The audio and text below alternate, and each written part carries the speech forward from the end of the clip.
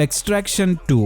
पिछले मूवी में गर्दन पर गोली खाकर ब्रिज से गिरने के बाद भी टाइलर किसी तरह जिंदा बच गया।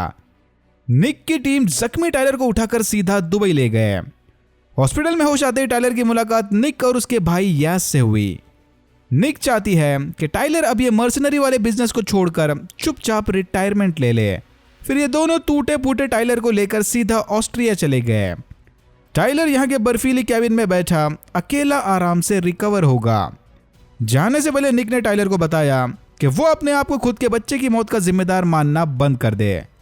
टाइलर को हमेशा एक बात खाई जाती थी कि वो आखिरी घड़ी में अपने बच्चे के पास नहीं था। टाइलर तब भी बेटे को हॉस्पिटल में छोड़कर किसी मिशन पर गया हुआ था। एनीवेज, टाइलर अपने पेट डॉग और हाल ही में अडॉप्ट किए मुर्गियों के साथ धीरे धीरे रिकवरी कर रहा था। लेकिन तभी उसकी मुलाकात एल्कोट नामी इस अननोन बंदे से हुई। एल्कोट टाइलर को यहाँ एक और एक्सट्रैक्शन मिशन के लिए हायर करने आया था। पहले तो टाइलर ने इस बात से साफ मना कर दिया, लेकिन जैसे ही इसे पता चला कि एल्कोट को टाइलर की एक्स वाइफ मिया ने भेजा था, वो फौरन मान गया। मिशन की डिटेल्स में जाने से पहले कहानी के विलन्स को जान लेते हैं। जॉर्जिया में चले वॉर की वजह से दो भाई जुराब और डेविड रेफ्यूजी बनकर आर्मेनिया भाग गए। लेकिन जल्दी इनकी समझ आ गया कि ये रेफ्यूजी वाली जिंदगी इनके लिए नहीं बनी। फिर इन दोनों ने अपने अंकल एवटेनियल के साथ मिलकर रिलीजन और वॉर के नाम पर एक एक्सट्रीमिस्ट ऑर्गेनाइजेशन की बुनियाद डाली। इस नागाजिस ऑर्गेनाइजेशन में काम करने वाले मेंबर्स जुराब के लिए जान देने को तक तैयार थे। धीरे धीरे नागाजिस ने पावर और पैसों के बलबूते पर लोकल पॉलिटिशियंस को भी अपने जेब में भर दिया। यूएस गवर्नमेंट से प्रेशर आते ही लोकल अथॉरिटीज ने डेविड को अरेस्ट कर लिया। पॉलिटिकल कॉन्फ्लिक्ट की वजह से जुराब अपने भाई को जेल से निकाल नहीं सकता, लेकिन उसने जेल में डेविड के लिए जबरदस्त बंदोबस्त करके रखे थे। डेविड इस प्रिजन में अपनी बीवी और 2 बच्चों के साथ रहता था। डेविड की बीवी कैटवन मिया की बहन है। यानी टाइलर को इस नए एक्सट्रैक्शन मिशन के चलते कैटवन और उसके बच्चों को डेविड की प्रिजन से भगाना था। कैटवन नहीं चाहती थी कि उसके बच्चे एक्सट्रीमिस्ट के साथ रहकर उन्हीं की तरह गुंडे मवाली बन जाए। डेविड भी कैटवन के साथ निहायती बुरा सलूक करता था, तो इसके पास यहाँ से भागने के अलावा दूसरा कोई ऑप्शन नहीं बचा। टाइलर ने फटाफट रिकवर होकर निक और यास को कॉल लगाया। थोड़ा हिचकिचाने के बाद निक इसकी मदद करने के लिए मान गई। फिर एक लंबे चौड़े बैडएस एक्शन सीक्वेंस सीन के बाद टाइलर ने सक्सेसफुली कैटवन की फैमिली को जेल से भगा दिया। बाहर आते वक्त डेविड ने इन्हें रोकने की कोशिश की, पर टाइलर और कैटवन ने साथ मिलकर उसे मार दिया। कैटवन का बेटा सैंड्रो अपने लॉयल्टी को लेकर थोड़ा कंफ्यूज था। वो अपनी माँ का साथ दे या अंकल को कॉल करके अपने बाप की मौत का बदला ले। नागाजिस के बाकी मेंबर्स की तरह जुराब और डेविड ने बचपन से सैंड्रो का भी ब्रेन वॉश कर दिया था। सैंड्रो ने मौका देखकर जुराब को कांटेक्ट किया और अपनी लोकेशन लीक कर दी। निक की टीम सबको लेकर वियना के सेफ हाउस चले गए, लेकिन इन्हें यह नहीं पता था कि जुराब भी अपनी गैंग लेकर इनके पीछे आ रहा था। सेफ हाउस पहुंचते ही टाइलर ने सैंड्रो को समझाया कि उसे अपने माँ की साइड लेनी चाहिए।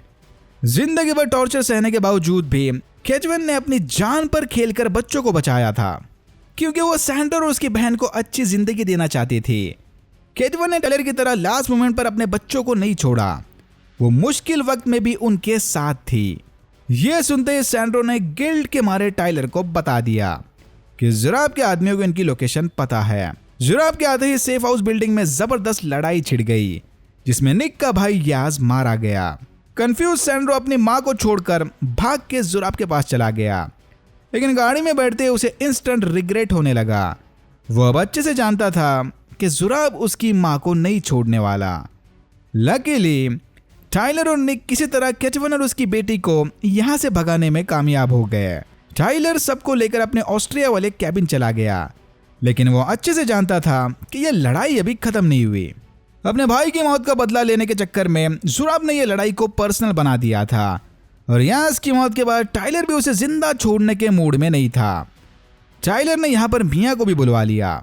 टाइलर अब भी सदमे से नहीं उभरा था कि उसके बेटे ने आखिरी बार अपने पापा को पर्सनल रिस्पॉन्सिबिलिटी से भागते देखा था।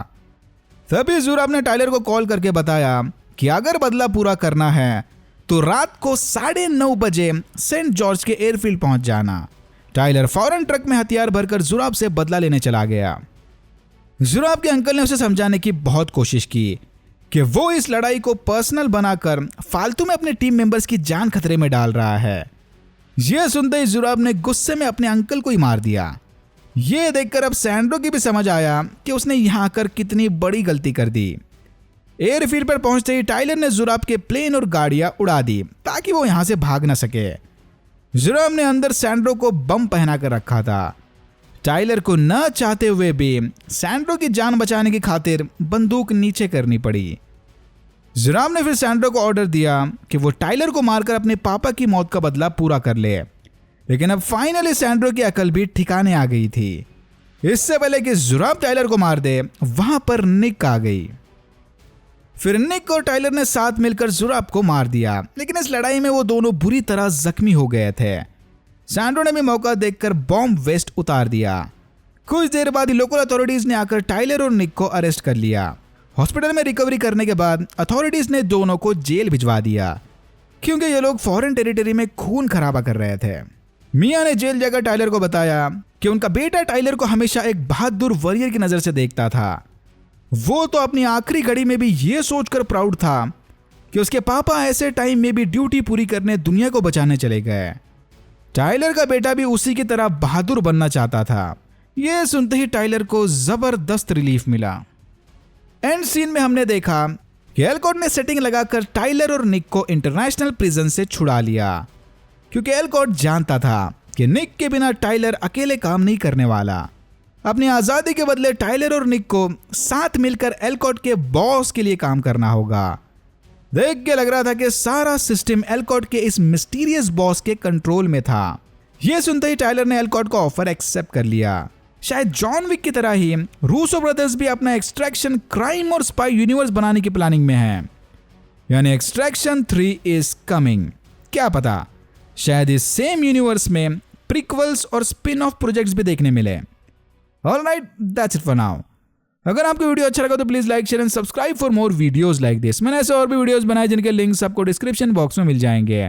Thank you very much for watching and I am hoping to see you in my next one.